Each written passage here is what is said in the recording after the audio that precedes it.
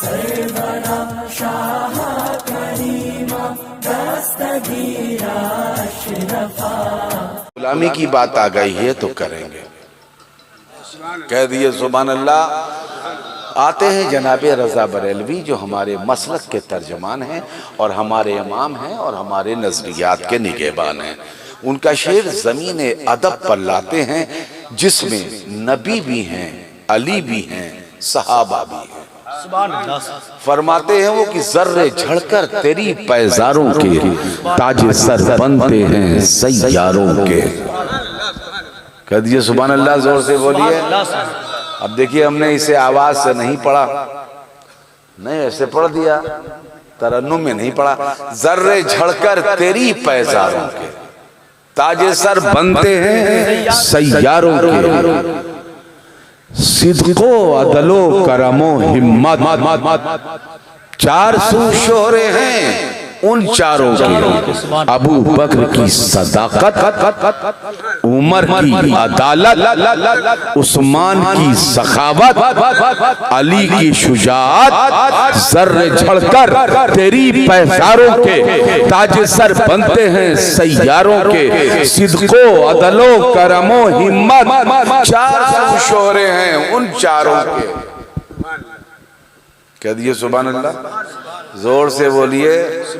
निगाहे रजा में मकामे मौला क्या है। काश ये मौलवी इसे समझ लेता तो बिल्कुल वली हो जाता जी। निगाहे रजा में मौला का मकाम क्या है। शेर सुने आप। सिद्द को अदलो करमो हिम्मत चार सू शोहरे हैं उन चारों के। देखिए जिक्र हो गया, असाबे पैगंबर का ऊपर हो गया। जर्रे झड़कर तेरी पैजारों के ताजे सर बनते हैं सैयारों के। सिद्को अदलो करमो हिम्मत चार सू शोहरे हैं उन चारों के। यहाँ चार की बात हो गई, जो चार है जो हमारा प्यार है, वो चारों हमारी सरकार है। उन्हीं के वास्ते से हम महफूज़े नार।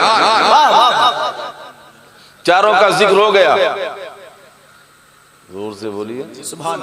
कभी गौर किया, चार की बात तो हो गई ना है। मगर फिर हजरत रजा बरेलवी पलट कर कहते हैं, लगता है तारीख की कोई तिश्नगी है उनके लफ्जों में, उनके एहसास में कोई प्यास है तफसीर की और किसी हदीस की शरह। वो यूं फरमाते हैं, बहरे तस्लीमे आली मैदा में सदाकत की बात हो चुकी, अदालत की बात हो चुकी, सखावत की बात हो चुकी, शुजाअत की बात हो चुकी। इसके बाद फरमाते हैं, बहरे तस्लीमे आली मैदा में सर झुके रहते हैं तलवारों के। सुभान अल्लाह, सुभान अल्लाह। कैसे आकाओं का बंदा हूँ रजा, बोल पाले मेरी सरकारों के। तो मौला से तुम मोहब्बत करते ही हो, करते हो कि नहीं करते? ज्यादा कि कम? हाँ ज्यादा। तो मौला चाहे जाने के लायक ही हैं। हम सब अपने पीरों से प्यार करते हैं, मुर्शिदों से, और मौला तो हमारे दादा पीर हैं। जोर से जल्दी सुभान अल्लाह, जोर से सुनिए सुभान अल्लाह। ना मौला की औलादों का जवाब है, मौला के बेटों के जैसे किसके बेटे हैं। बहुत इत्मीनान से हमारी बात सुनिएगा।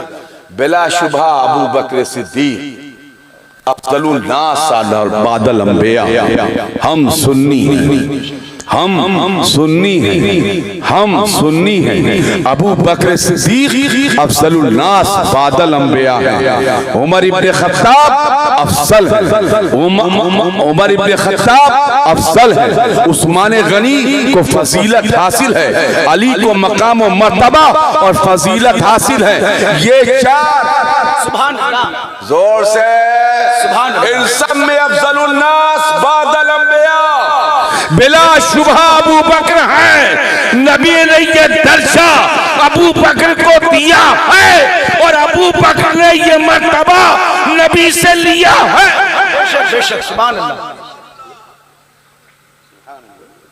है ना? कह दिए सुभान अल्लाह, जोर से बोलिए सुभान अल्लाह। लेकिन कोई भी सहाबी नहीं 1,24,000 में, न 10 में न 4 में, कोई ऐसा सहाबी नहीं जिसका बेटा अली के इन दोनों बेटों से अफजल हो। अरे जल्दी से बोलिए, जोर से बोलिए, अली के इन दोनों बेटों से अफजल, न अबू बकर सिद्दीक का बेटा अली के इस बेटे से अफजल, न उमर का बेटा अली के इस बेटे से अफजल, न उस्मान का बेटा अली के इस बेटे से अफजल। पहले तस्लीम अली मैदान में सर झुके रहते हैं, तलवारों के कैसे आकाओं का बंदा हूँ रज़ा, बोल वाले मेरे सरकारों सुभान अल्लाह।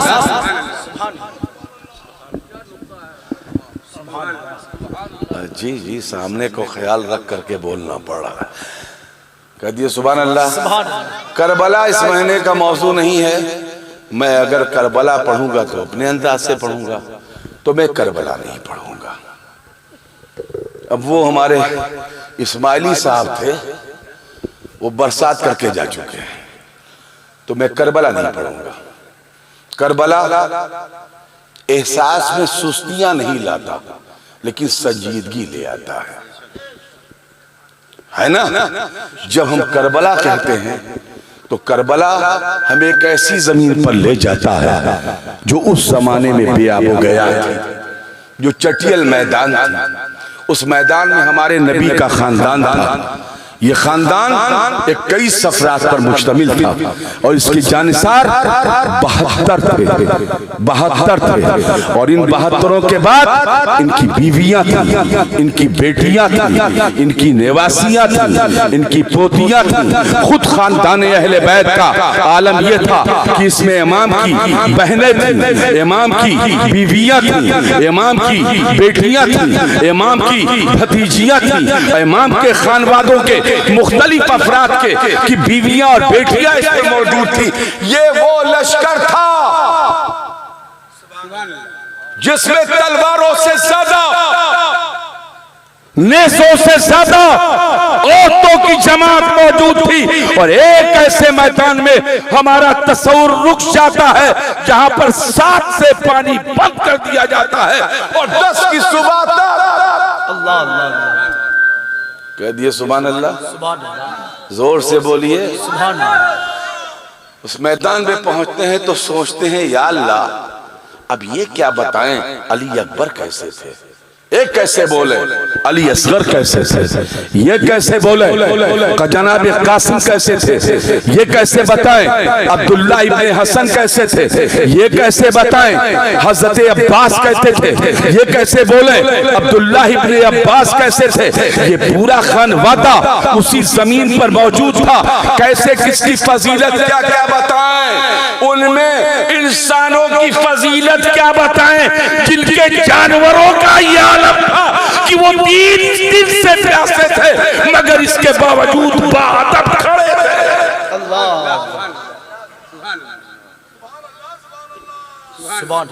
न ऊंटों का बिलबिलाना, न घोड़ों का चीखना चिल्लाना, न खच्चरों की आहोजारी।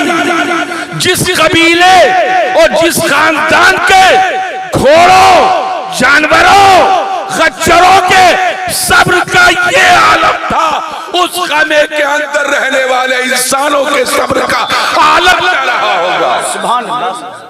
कैसे बताएंगे। नोके सिना की बात आती है, इमाम का सर जिसे नोके सिना की बात आती है, या वो लम्हा जब इमाम का सर आपके तन से जुदा किया गया, उस लम्हे की बात आती है जब हजरत ज़ैनब का खेमे से बाहर निकलना याद आता है कि अलकिस्सा गिरते पड़ते गई, फौज के करीब आया नजर न फातिमा ज़हरा का महजबी, चिल्लाई राह दो ऐ दुश्मनाने दी, वो इब्ने फातिमा है, मैं मुर्तज़ा की जाई हूँ, दीदारे आखिरी की तमन्ना में। ये सारी मनाज़िर याद आते हैं जब हम करबला पढ़ते हैं, जब करबला सुनते हैं। याद आता है कि नहीं याद आता? जोर से बोलिए। किस दिल से कहें सुभान अल्लाह,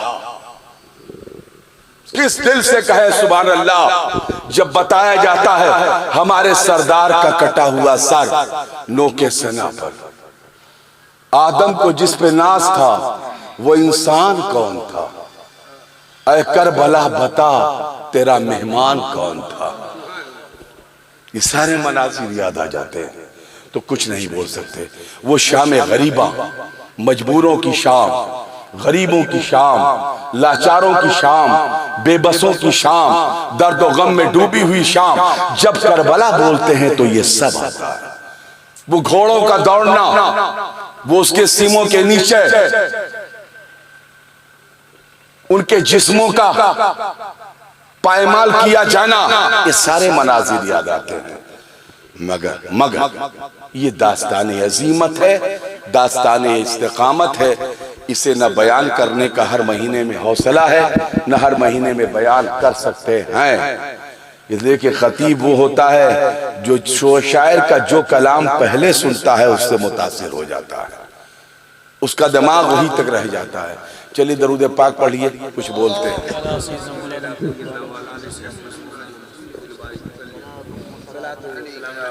बोलना तो नहीं था लेकिन बोलते हैं।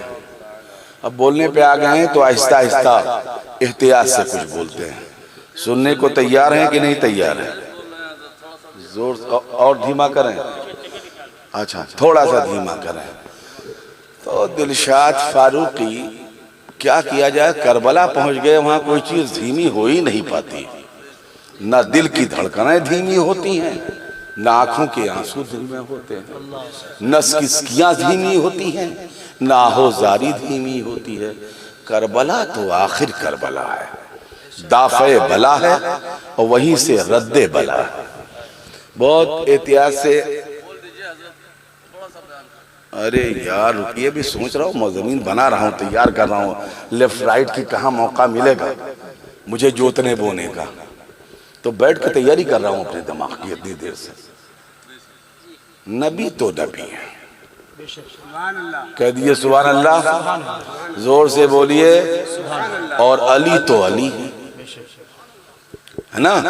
इमाम हसन तो इमाम हसन है, इमाम हुसैन तो इमाम हुसैन है, सैयदा फातिमा तो फातिमा है, जनाब खदीजा तो खदीजा है।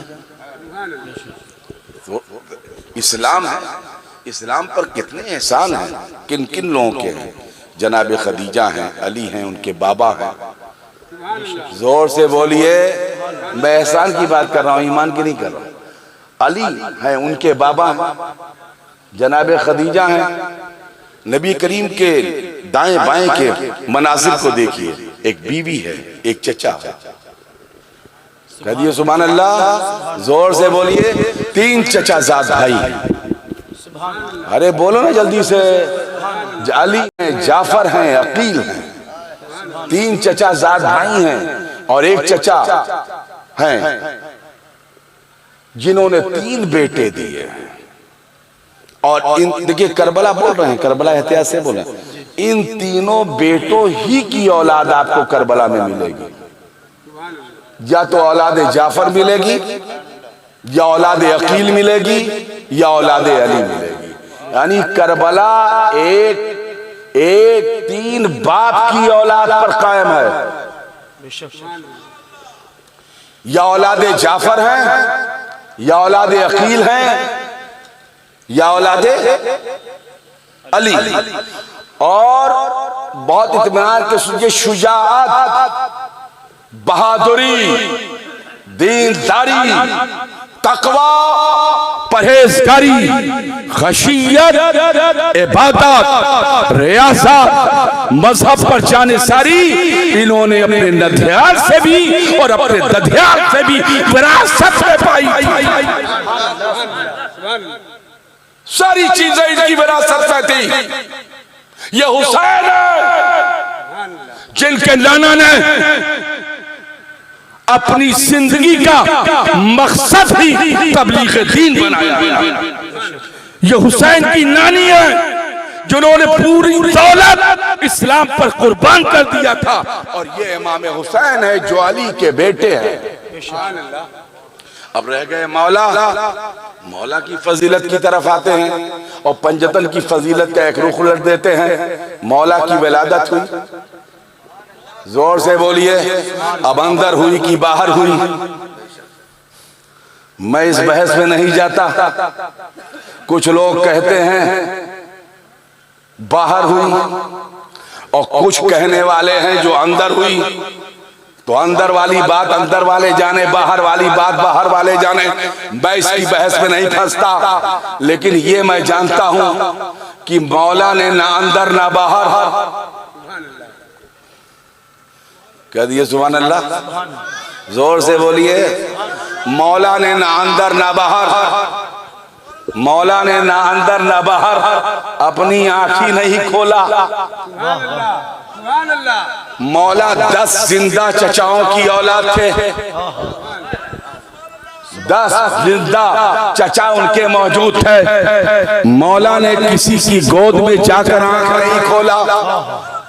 ये मौला की माँ है जिनका नाम है फातिमा, जिन्हें हमारे आका भी कहते हैं अपनी माँ। और ये वो औरत है जिनकी कब्र में आकाए कायनात सल्लल्लाहु ताला अलैहि वसल्लम बनफ्से नफीस दाखिल हुए और उस कब्र में लेट कर कब्र की वुसअत के लिए पैगंबर ने दुआ मांगी। ये अली को लेकर खड़ी थी और घर का एक एक फर्द आता, मौला को छूता, मौला को देखता। मौला ने न किसी के छूने पर, न किसी के देखने पर और न किसी के गोद में लेने पर आंख ही नहीं खोला मौला ने। रवायत कहती है जब नबी तशरीफ लाए, ऐलान नबूवत नहीं किया था हमारे पैगंबर ने। 15 साल की उम्र थी, सिर्फ भतीजे थे वो अबू तालिब के, सिर्फ भतीजे थे वो फातिमा के, सिर्फ उस खानदान के बेटे थे वो। ऐलान नबूवत नहीं किया था। नबी तशरीफ लाए और जैसे आके खड़े हुए उनसे कहा गया भतीजा पैदा हुआ है। सबने देखा है लेकिन न ये बोलता है न ये देखता है, लगता है ये सुनता भी नहीं, न किसी की सुनता है न किसी को देखता है न किसी से बोलता है। आप भी देख लीजिए। ऐ मोहम्मद आप आगे आइए। आप आगे आए और आपने मौला को लिया, गोद में लिया मौला को अपने हाथों पर। और जैसे मौला के बदन से हुजूर का बदन उस कपड़े के वास्ते से जिस कपड़े पर मौला थे मस हुआ, तारीख कहती है अली ने अपनी आंखों को खोल दिया। सुभान अल्लाह, कह दिए सुभान अल्लाह, जोर से बोलिए। मैंने कहा मैं तकरीर नहीं कर रहा हूँ, मैं इसको दूसरे अंदाज से बयान कर सकता हूँ, लेकिन मैं सिर्फ इस रात के एहतराम में दिलशाद फारूकी ने मेरी जिम्मेदारी एक बार की लगा दी। मेरे जहन से आया भी नहीं था कि मुझे बोलना है, तो बिल्कुल इत्मीनान के साथ सोचिए मौला ने आंखें खोल दिया। क्या किया? जोर से बोलिए, जोर से बोलिए, कस के बोलिए। यानी अबू तालिब ने गोद में लिया। अबू तालिब हैं, जनाबे अबू तालिब हैं अली के बाबा, अली के बाबा यानी हसनैन करीमैन के दादा। अब इससे तो इनकार नहीं हो सकता अल्लामा कि ये दादा हैं सिलसिले नसब में अली के, नबी के, इमाम हसन इमाम हुसैन के, और बाबा हैं अली के और चचा हैं नबी के। इससे कौन इनकार कर सकता है जालिम? तो आंख खोल दिया अली।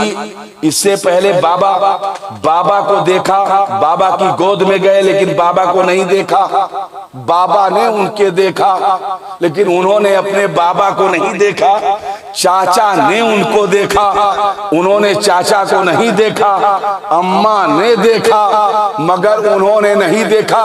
महसूसाते मौला महसूस करें आप। बिल्कुल चंद घंटों की पैदाइश के बाद या मान ले रवायत को 3 यौम के बाद अली के महसूसात का आलम यह था कि उनके बाबा ने उन्हें लिया। अली ने आंख नहीं खोला, चचा ने नहीं, चचाओं ने लिया लेकिन अली ने आंख नहीं खोला। चचिया नहीं, तमाम चचियों ने लिया, आंख नहीं खोला। खुद जिसके बदन से अली पैदा हुए उसने अपनी गोद में लिया, लेकिन अली ने आंख नहीं खोला। कमाल की बात है। जब अली के महसूसात का ये आलम है तो नबी के महसूसात का आलम क्या होगा। रहमान अल्लमल कुरान खलकल इंसान, जिसने मरातिब नबी से अखज़ किए हों, दर्जात नबी के वास्ते से पाया हो, फज़ाइल नबी के सिलसिले से मिले हों, और तमाम मतारिज नबी की सरकर्दगी में तय किया हो, जब उसकी अज़मत का ये आलम है। और अहदे तिफली में चंद घंटे या चंद दिन की पैदाइश के बाद जब उसके महसूसात का ये आलम है कि जैसे नबी ने गोद में लिया, अली ने आंख खोल दिया। सुभान कहिए सुभान अल्लाह, सुभान अल्लाह, जोर से बोलो सुभान अल्लाह। अरे बोलो, पीर साहब की बात है। हम सब के दादा पीर हैं, सुभान अल्लाह। छोटे मोटे पीर नहीं, बहुत बड़े पीर हैं। उनसे बड़ा पीर कौन है हमारे वहाँ? ये गौसे आजम शेख सैयद अब्दुल कादिर जिलानी जैसी शख्सियतें नजब अशरफ के गली के जारूक कशों में शामिल हैं, झाड़ू देने वालों में। ये कुतुब, ये दाल, ये अब्दाल, ये औताद, ये सैयद मोइनुद्दीन चिश्ती, ये भी झाड़ू देने वालों में है उस दरबार के। जोर से बोलिए आम औले अल्लाह, उनकी बात क्या करें। वो मुहक्किक हों, मुदब्बिर हों, मुफस्सिर हों, मुहद्दिस हों, मुहक्किक हों, वो किस कतार में खड़े हैं वो जाने। यहाँ तो ये आलम है कि गौसे आजम शेख अब्दुल कादिर जैसी शख्सियत, जिनके बारे में रजा बरेलवी फरमाते हैं, इमाम अहले सुन्नत मुजद्दिदे मिल्लत माज़िया नव्वरल्लाहु मरकदहू, जिनके बारे में फरमाते हैं कि वाह क्या मर्तबा है गौस है बाला तेरा, ऊंचे ऊंचों के सरों से भी कदम आला तेरा, सर भला क्या कोई जाने की क्या है कैसा तेरा, औलिया मलते हैं आंखें वो है तलवा तेरा।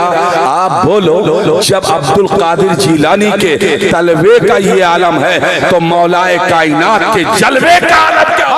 सुभान अल्लाह, सुभान अल्लाह। तमाम फजाइल के साथ अली के गुलामों में है अब्दुल कादिर। तमाम दर्जात के बाद अली के गुलामों में हासिल, गुलामों में है सैयद मोइनुद्दीन चिश्ती। जब उनके गुलामों का ये आलम है तो मौलाए कायनात अली मुर्तज़ा का आलम क्या होगा। सुभान अल्लाह। जब उनके गदा भर देते हैं शहाने ज़माना की झोली, मोहताज का जब ये आलम है, मुख्तार का आलम। बात समझ में आ रही कि नहीं आ रही? और कहिए, समझा दो। अली का दर्जा समझना है तो अली के गुलामों से समझ लो। अली के गुलामों को जब तुम नहीं समझ सकते तो मौला के समझने का दावा क्यों करते हो? जिनकी मोहब्बत हमसे नस्से कतई से वाजिब है, जिनकी मोहब्बत पर नस्से कतई है। कुल ला सलकुम अलैहि अजरा इल्लल मवद्दता फिल कुर्बा। तो मौला तो मौला, मौला तो जोर से बोलिए। नबी ने यूं छुआ या नबी का हाथ मस हुआ और अली ने आंखें खोलकर सबसे पहले नबी के चेहरे को देखा। कह दीजिए सुभान अल्लाह। हमने अर्ज किया मौला आप तो हमारे आका हैं, मौला आप तो हमारे मुर्शिद हैं, मौला आप तो हमारे रहनुमा। मौला ये फरमाइए कि आपने अगर काबे वाली रवायत मानते हैं, अगर मान ले तो हम यूं अर्ज करेंगे कि मौला आपने काबे में पैदा होकर भी काबा को नहीं देखा। अगर इस रवायत को मान लें, समझ रहे क़िबला, अगर जो बाजे की कैद के साथ है कि बाजे गुफ्ताहान के तहत अगर इस रवायत को मान लें और दूसरे मुकाम पर कहेंगे मौला आपने जिस माँ की गोद में जन्म लिया पैदा होकर उस माँ को भी नहीं देखा। वो माँ जिसका चेहरा मोहब्बत से देखना 70 हज्जे अकबर के बराबर है, और है ना 70 हज्जे मबरूर के बराबर है, और एक हज्जे मबरूर 70 हज्जे अकबर के बराबर है। यानी माँ की गोद में जिससे जन्म लिया अली ने उसका चेहरा नहीं देखा। तो आवाज आएगी, आवाज आएगी। सूफिया की जमीन पर चले जाओ और हरायत के सूफिया के कलाम का मुताला करो, तुम्हें वो अशार मिलेंगे जो इनका मकाम बताएंगे, जो इनका दर्जा बताएंगे, जो इनका मर्तबा बताएंगे। हिंद की जमीन पर, उसी जमीन पर हजरत बरेलवी का ये शेर कि हाजियो आओ शहनशाह का रौजा देखो, काबा तो देख चुके, काबे का काबा देखो, खौफ से सुन तू रसा, काबे से आती है सदा, मेरी आंखों से मेरे प्यारे का रौजा देखो। ऐ मना देखने वालों आओ, ऐ मुस्तल्फा देखने वालों आओ, ऐ मुस्तल्फा देखने वालों आओ, ऐ अरफात देखने वालों आओ, ऐ हजरे अस्वद की ज़ियारत करने वालों आओ, ऐ मकाम इब्राहिम देखने वालों आओ, ऐ सफा और मरवा देखने वालों आओ। गौस से सुन तू रज़ा, काबे से आती है सदा, मेरी आंखों से मेरे प्यारे का रौजा दे। सुभान अल्लाह। है तो अली को जब ये मौका मिल गया कि रौजा तो एक तरफ है, चेहरा ही था, तो अली ने सबसे पहले प्यारे का चेहरा देखा। कह दिए सुभान अल्लाह, जोर से बोलो। दूसरा रुख लाते हैं, इख्तिसार के साथ बोल रहे हैं, थोड़ी देर बोल देना, हाफ हाफ के बोल रहे हैं, बोलते थोड़ी देर। तब आप ही ने तो हमसे कह दिया बोलिए। हाँ नहीं, थोड़ा सा बोलेंगे, नहीं तो बात कंप्लीट नहीं होगी। ये तो खिताब दूसरी जमीन पे जा रहा है, उसको रोक रहे हैं बार बार।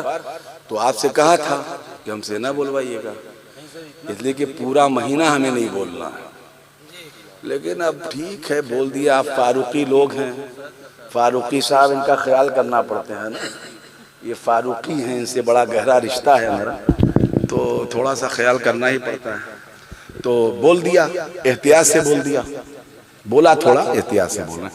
बहुत इत्मीनान के शुरू। दूसरा रुख देखिए, बहुत तरबियत का रुख है। किस चीज़ का? मैं आपको तरबियत जो वाक़या सुनाना चाहता हूँ बहुत दूर है, ये मंजिल तरबियत पर ले चल रहा हूँ।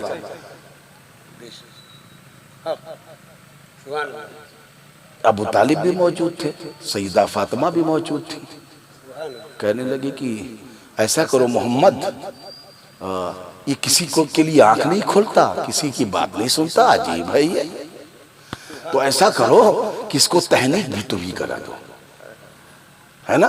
तहनीक किसे कहते हैं? अरे वो खजूर छुलाना। हाँ क्या मौलाना बोलो जल्दी से। वो मतलब अपने मुंह से चूस कर या कूच कर और छुला देना है, नरम, वही नरम, बगैर कूचे नरम हो जाइए। हो कहाँ पढ़े रहे यार? कोई चीज बगैर कूचे नरम हो जाएगी, करवा के दिखलाई दो। अच्छा तो शहद कहाँ? खजूर रही, शहद के लिए तो उंगली डालना पड़ता है ना। जोर से बोलिए, वहां तुम ही करवा दो। और जैसे कहा करवा दो, इसे मौलाना ने आँख खोल और मुंह खोल दिया। इससे क्या किया? जोर से बोलो। अब वहां कुछ था ही नहीं, न शहद इनके बकौल, न खजूर रवायत के हिसाब से। तो अब नबी मौला के मुंह में दे क्या? अरे उंगली दे देना चाहिए था कि उंगलियां हैं फैज पर, टूटे हैं प्यासे झूम कर, नदियां पंजाबे रहमत की है जारी वाह वाह। लेकिन मौला को नबी कैसे जानते हैं और मौला को नबी कैसे पहचानते हैं और मौला को नबी कैसे मानते हैं? उंगली नहीं डाला, सीधे उठा के जुबान डाल दिया। जोर से बोलिए। अब अली उंगली नहीं चूस रहे थे। मैं बोलूंगा तो कमेंट्स हो जाएगा, इसलिए नहीं बोलूंगा। नबी अली को उंगली नहीं चुसा रहे थे, जुबान चुसा रहे थे। वो जुबान जिसको सब कुंजी कुंजी कहे। और कब तक चुसाया? जब तक अली ने चूसा।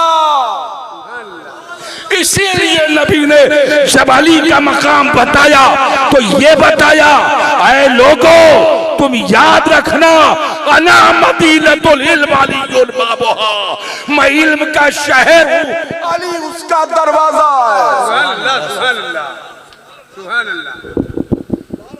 पता नहीं क्या क्या मौला को नबी ने चुसा दिया। शुजाअत, अजीमत, इस्तिकामत, जोर से बोलिए, हौसला, ईसार, जमा मर्दी। इसीलिए तो अली जैसा बहादुर नजर नहीं आता। कह दिए सुभान अल्लाह। नबी के बिस्तर पर अली, जंगे वहद में अली। नबी ने पलट कर देखा और फरमाया सब चले गए, अली तुम का मौला आपको कैसे छोड़कर जाता, आपके सिवा मेरा है ही कौन। जोर से बोलिए, तन्हा नबी के साथ अली, है ना। जोर से बोलिए। नबी ने कहा, अब आखिरी बात करने जा रहा हूं मौलाना, इत्मीनान रखिए मेरे से। आखिरी बात, नबी ने कहा बुला लाओ। साहबा ने कहा किसको बुला लाए? अरे कहा अली को बुला लाओ। एक सहाबी गए, देखा मौला आटा गूंथ रहे थे। मौला मौला सब मौलाना होते हैं और अली मौला है। जोर से बोलिए। और मौलाना लोग झाड़ू देने को तैयार नहीं और आटा गूंथने को तैयार। और इन तमाम मौलानाओं का जो मौला, अब कोई मौलाना अगर ये सब काम करने लगे तो समझ लीजिएगा कि वली वाला हो गया, और जब वली वाला हो गया तो वली हो गया। और क्या, अब बहुत इत्मीनान से देखिए। अब मौला बूझ रहे थे, कोई तनकीस का एहसास नहीं, तौहीन का एहसास नहीं। मैं करशी हूं, कोई ख्याल नहीं। मैं हाशमी हूँ, कोई ख्याल नहीं। मैं दामादे पैगंबर हूँ, कोई ख्याल नहीं। कोई जिब्राइल को पहचान पाए या ना पहचान पाए, मैं पहचान लेता हूँ। इन सब का कोई ख्याल नहीं। आटा गूंथ रहे थे। साहबी पहुंचे, कहा चलो। कहा कहाँ चलना है? नबी ने बुलाया। अब हमारे जमाने का कोई मौलाना होता तो अकड़ जाता कि शेखुल हदीस ने कैसे बुला लिया हमको दरसगाह में, कैसे। मौलाना कह के ना बात करें। कोई मौलवी होता, मौलवी पर चल जाता है, मौलाना ना लग जाता है, नहीं चल पाता। तो मौलवी, जाओ मौलवी साहब को बुला लाओ। अगर क्लास के शेखुल हदीस या सदर मुदर्रिस ने बुला लिया तो वहीं से अकड़ के कहता कितने बड़े हो गए हैं कि बार बार बुलावा करे, तुम्हारी सर्विस है, जाना, जाओ। अब अली को देखिए, अली ने नहीं फरमाया। क्यों बुलाया? कहा कि बुलाया है। कहा? कहा चलो। मौला आए, अंदाज देखिए मौला का खड़े हुए। नबी ने फरमाया अली। कहा मौला, मैं आ गया। यानी नबी मौला के मौला। कह दिए सुभान अल्लाह, जोर से बोलिए। नबी मौला के मौला। कहा मौला? कैसे आपने आका याद फरमाया मुझको? कहा अली ऐसा है ना कि ये झंडा लो, तुम्हें खैबर तक जाना है। कह दो सुभान अल्लाह। हाँ, मेरी सेहत होती तो मैं किसी और मौके पर सिर्फ खैबर पढ़ दूंगा। अगर आऊंगा तो खा चाहे मिलाद ही में पढ़ दूंगा। कहा कि खैबर, ये तो मैं बोल चुका हूँ, सब नेट पर है। कहा खैबर तक जाना है। कहा अच्छा, लेकिन मौला। हाँ बोलो बोलो, क्या बात है? मौला मेरी आंखें, अब उसके लिए क्या बोले? कौन सा जुमला बोला है उर्दू अदब का? जमीन अदब है। आंखें उठी हैं, ये तो बोल नहीं सकते। उठी थी, आशोबे चश्म कैसे बोलेंगे? उसका तर्जुमा यही होगा। क्या बोलना है?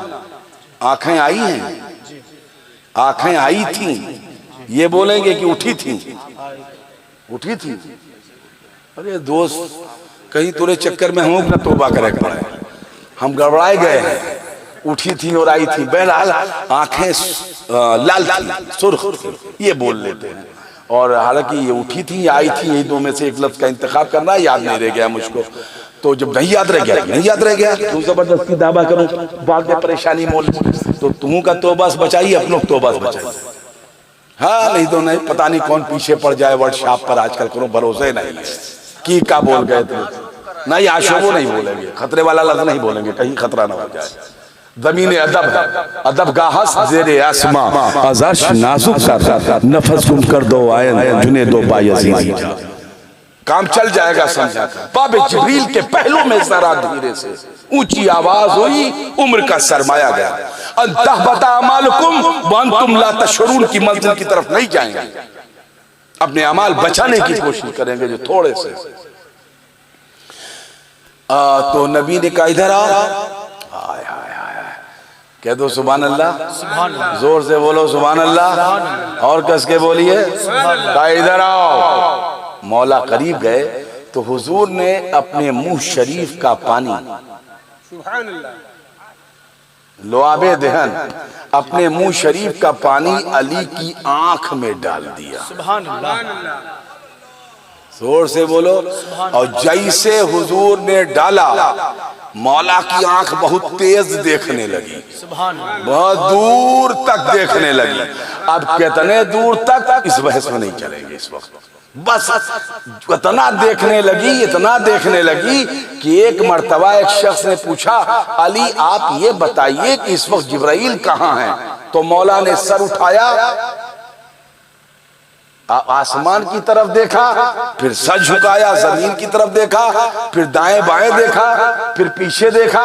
कहा वो न पीछे है, न वो आगे है, न ऊपर है, न नीचे है, न दाएं है, न बाएं है, लगता है तुम ही तो नहीं हो। यानी एक ऐसी ताकत मिली मौला को कि अब ऊपर नीचे दाएं बाएं आगे पीछे, समझ रहे हो कि नहीं समझ रहे हो? मौला तो मौला, मौला तो मौला, मौला जैसा कौन है? मौला तो अपने आप में मौला है। तो नबी ने फरमाया लो झंडा पकड़ो। मौला ने लिया। हाय हाय हाय, कह दो सुभान अल्लाह, जोर से बोलिए। जब मौला को यहाँ पढ़ते हैं तब, जब मौला को बद्र में देखते हैं तब, जब मौला को उहद में देखते हैं तब, जब मौला को खैबर में देखते हैं तब, जब मौला को खंदक में देखते हैं तब, और जब मौला की जवां मर्दी है पढ़ते हैं तब, जब मौला की शुजाअत को पढ़ते हैं तब, जब मौला की बहादुरी को पढ़ते हैं तब, जब अली अकबर को करबला में देखते हैं तब आंखें आंसुओं से भीग जाती है। वो अली है, ये अली का पोता है। करबला हुसैन को लेकर पढ़े, या अब्बास को, या अली को, अली अकबर को जब पढ़ते हैं तो दिल धड़कता है, रूह कांपती है। ये नबी के निवासे, ये अली के बेटे, जिनके आबाजदाद सूरज को पलटते थे, चांद को दो टुकड़े कर देते थे। जब प्यासे महसूस करते हैं तो ये उस घर के लोग जिनके बाबा अपनी उंगली से पत्थर निकालते थे तो पानी के फव्वारे निकलते थे, ये सब महसूस करते हैं। तब ये कौन सा मकाम इम्तिहान है, ये कौन सा दया है, ये कौन सी जमीन है, ये कौन से लोग हैं, यहाँ क्या हो रहा है? जिनके घर के अदना गुलाम भी आसमान से आसमान के बादल के पानी को हुक्म दे तो पानी बरसता है। जिनकी औलादें नदियों का रुख फेर देते हैं, जिनकी औलादें चश्मों को सुखला देती हैं, जिनकी औलादें तारीख के धारे मोड़ देते हैं, वो सब करबला में। इसीलिए करबला पढ़ते हैं तो दिल धड़कता है, रूह तड़पती है, एहसास सिसकियां लेता है। ये करबला है। फरमाया कि अली जाओ। मौला गए मौला, घोड़े पे बैठे मौला, तलवार लिया हाथ में, जुल्फकार, झंडे को ऐसे लगाया, झंडा लहराया, इसलिए कि झंडे को लेकर अली को बाबे खैबर तक जाना था और झंडे को गाड़ देना था। अली गए, हालते जंग में अली घोड़े से उतर गए, एक हाथ में ढाल, एक में घोड़ा, अली का घोड़ा अली के पीछे पीछे, एक में ढाल, एक में तलवार। मौला लड़ते जा रहे थे, बढ़ते जा रहे थे, लड़ते जा रहे थे, बढ़ते जा रहे थे, लड़ते जा रहे थे, बढ़ते जा रहे थे। बस एक दुश्मन की तलवार मौला की ढाल से टकराई, हाथों में झटका आया, मशीयत ही यही थी, ढाल छूट गई तो मौला का एक हाथ खाली हो गया। एक हाथ में तलवार थी और ढाल का हाथ खाली हो गया। तो अली ने देखा दरवाजा थोड़ी ही से दूर था, बस मौला दौड़े, लड़ते हुए दौड़े और दौड़ते हुए जाकर मौला ने दरवाजे को पकड़ा, यूं उंगली डाली उसके एक कड़े में और यूं पकड़ा उंगली से, और यूं जब मौला ने खींचा तो दरवाजा बाहर निकल आया। वो दरवाजा जिसे मंजरीख के पत्थर न तोड़ सके, वो धाला, वो दरवाजा जिसे हथौड़ों के सर्व न हिला सके, वो दरवाजा जो 40 आदमियों का मरहूने मिल्लत था, जिसका वजन इतना था कि उसके लिए 40 आदमी लगते थे, वो दरवाजा अली की उंगलियों पर फिरंगी की तरह था। जोर से बोलिए, कस के बोलो। हाँ भाई, वाकया सुना रहे। अली की उंगलियों पे फिरंगी की तरह था। फिरंगी, फिरंगी, हाँ वैसे घूम रहा था और सहाबा का लश्कर नीचे से जा रहा था। जब सब चले गए तो मौला ने फेंक दिया उठा के। जोर से बोलिए। खींचने में भी ताकत है और फेंकने में भी ताकत है। गलती से कोई वजनी पत्थर बुढ़ापे न उठाई लियो, नहीं पैर टूट जाइए। उठाने में भी ताकत है, फेंकने में भी ताकत है। अली की एक ताकत वो है जिसने उठाया है, और दूसरी ताकत है जो मौला की जिसने बहुत दूर फेंका है। ये दोनों ताकतें नबी के मोजज़ात में हैं, अली की करामत है। कह दिए सुभान अल्लाह। जो मौला बोलिए, सही सही बोल रहा हूँ। इसकी एक फिक्र और मुकम्मल कर दूं। जंग खैबर खत्म हो गई, खैबर फतेह हो गया। मौला की मार के सामने टिका ही नहीं, खैबर मर गया। उसके बाद सब सहाबा खड़े थे। कुछ सहाबा ने अली से कहा, अली हाँ, कहा यार इसको कैसे आपने उठा लिया था? कहा यार तो उठा लिया था। कहा अच्छा अली फिर इसे उठाओ। कहा अच्छा उठा दे। कहा अली गए, उस पे उंगली लगाया, उठा रहे थे तो उठ ही नहीं रहा था। अली ने छोड़ दिया। पलटकर बहुत दूर देखा, जहां अली के चचाजाद भाई हमारे आका फख्र रिसालत माब हजरत मोहम्मद मुस्तफ़ा सल्लल्लाहु ताला अलैहि वसल्लम की आंखें मुस्कुराते हुए मौला को देख रही थी। गोया वो आंखें कह रही थी, आए अली वो तेरी उंगलियां नहीं उठा रही थी, वो तो मेरी आंखें थी। तू जहां जहां था, जोर से बोलो, मैं वहां था। चलिए दरूद पाक पढ़ लीजिए। बस आज के लिए इतना काफ़ी है, और मैंने इसको अल्लामा के कहने पे सुना दिया, और आज के बाद तो मैं तकरीर करूँगा नहीं है। और बिल्कुल अल्लाह ताला इसे कबूल फरमाए। और ये सिर्फ जैसे तालानों में बैठ के वाक़या सुनाया जाता है या बातें की जाती हैं, वैसे मैंने बात के रूप में आपको सुना दिया। अल्लाह इसे कबूल फरमाए, और फिर मुझे कभी बोलने की तौफीक देगा तो मैं बोलूँगा आपके साथ। और बस जिन अवारिस की बुनियाद पर मैं खिताब को खिताब के अंदाज में नहीं कर पाया हूँ, उसके लिए मेरे लिए दुआ कर दीजिएगा कि अल्लाह ताला उन चीज़ों में मुझे सेहत अता फरमा दे। चलिए।